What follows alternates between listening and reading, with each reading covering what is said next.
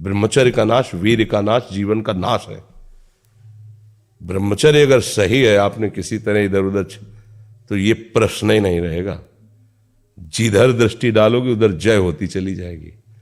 आजकल के बच्चे नौजवान इसको मनोरंजन समझते हैं और उनको सलाह भी ऐसी मिलती है कि हम जैसे बोल रहे हैं ब्रह्मचर्य के लिए, तो डॉक्टर और आपको जो इधर सांसारिक प्रोत्साहन देने वाले हैं वो आपको सलाह देंगे। हमें तो अंग्रेजी का शब्द नहीं याद है, फ्रस्ट्रेशन। हाँ, यही जो स्टेशन कह रहे हैं गाड़ी स्टेशन से अलग कर दो तो बोले तुम बहुत शांत हो जाओगे और फिर अपने काम में देखो कैसा उपदेश दिया जा रहा है कि वो।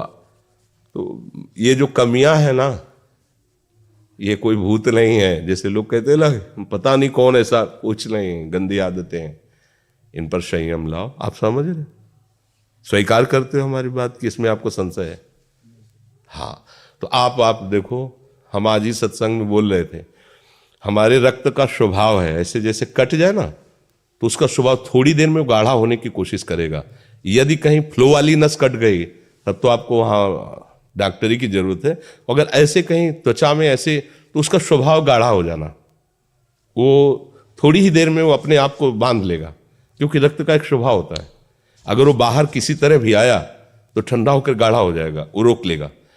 इसकी आखिरी परिणति है वीर्य, वो स्वयं से नहीं निकलता, वो इससे भी गाढ़ी वस्तु है, वो घर्षण से निकलता है। अगर आप उसको गर्म न करें चिंतन के द्वारा, क्रिया के द्वारा, तो वो नहीं निकलेगा। और जब हम उसको, तो फिर वो जीवन को नष्ट, प्राय इस पर बच्चे ध्यान ही नहीं देते कि ये कोई मार्ग भी है। और परिणाम क्या होता है कि फिर वो संसार में, जिसे डिप्रेशन कहते हैं, मानसिक रोग से ग्रसित हो जाते हैं, क्योंकि इसका परिणाम यही है। या तो आपको प्रमाद और आलस्य युक्त होकर समाज से अलग पड़ा रहना पड़ेगा, और या फिर आखिरी कि आत्महत्या कर लें, ऐसी सलाह आपका मन देगा, ऐसी स्थिति में पहुंचा देगा। इसलिए हमें लगता है जब तक ब्याह न हो तब तक ब्रह्मचर्य से रहो, ब्याह भी हो जाए तो संयम से रहे। ये जीवनी शक्ति है, ये किसी के साथ खिलवाड़ नहीं करना चाहिए। पढ़ाई लिखाई वो कैसे तुम्हें बताए, अभी आप छेड़ना मत। जैसे लोग कहते ना, मैं बहुत परेशान हूं, कुछ करता नहीं हूं, ऐसा हो जाता है वैसा हो जाता है, तो आपको हम बता रहे रक्त का स्वभाव है जैसे, तो इसकी आखिरी परिणति है वो वीर। उसका स्वभाव नहीं है बहना, उसका स्वभाव ऐसा है, उसको जब तक ताप नहीं लगेगा तब तक वो बाहर नहीं हो सकता। आपने गलत अभ्यास किया, माना 2-4 महीने 5 महीने वो अपने अभ्यासवश पतित होगा, लेकिन आप छोड़िए, उसका चिंतन छोड़िए, उसकी क्रिया छोड़िए, अपने आप वैसे हो जाएगा। जैसे रक्त है, आप 1 महीने में देना शुरू करो, जो देने का नियत कितना, 100-200 ग्राम 500 ग्राम जो भी दिए, 300 जो भी आप दीजिए, हर महीने तैयार हो जाएगा। और आप ना दीजिए तो आपके शरीर को अभ्यास हो जाएगा, आप दीजिए तो शरीर को अभ्यास हो जाएगा। वो शरीर, अगर आप रोज 300 तो फिर क्या होगा, आप मर जाओगे।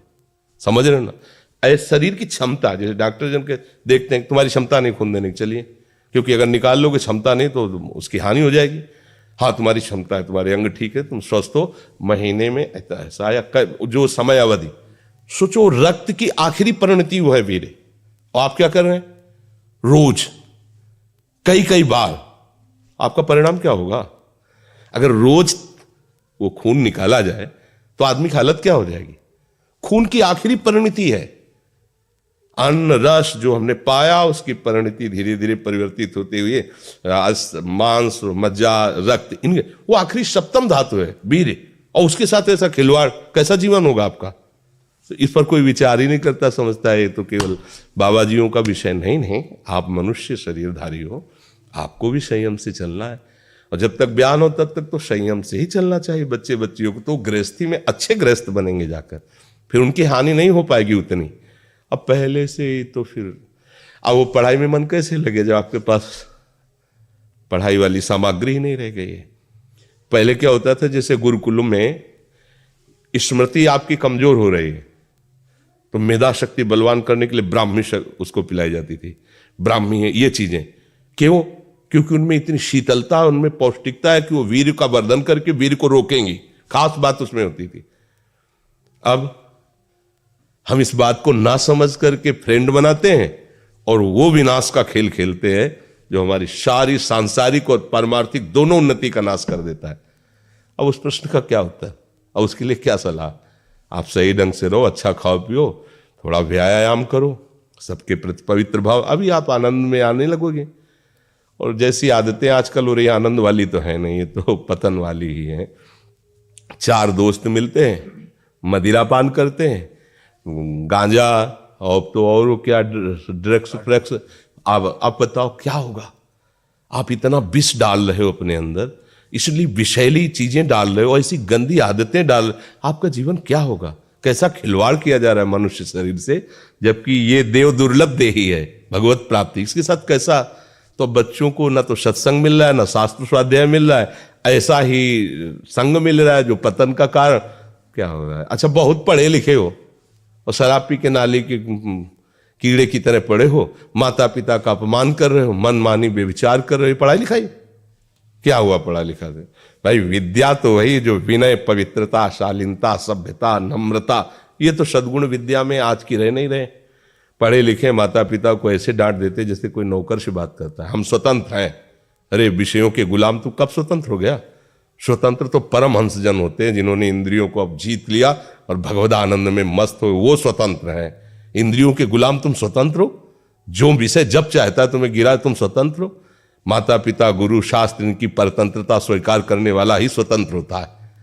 ये मनमानी आचरण जो आजकल समाज में विस्तृत हो रहे हैं ना, ये पतन, अशांति और पाप का कारण बनते हैं, जो बहुत हानिकारक है। तो बच्चा सावधानी से रहो, जो बचा है उसको संभाल लो। जीवन जब से ज्ञान हो जाए तब से अपने को संभाल ले। भाई पूर्व में गलती हो गई, आगे सुधार लेते हैं जी।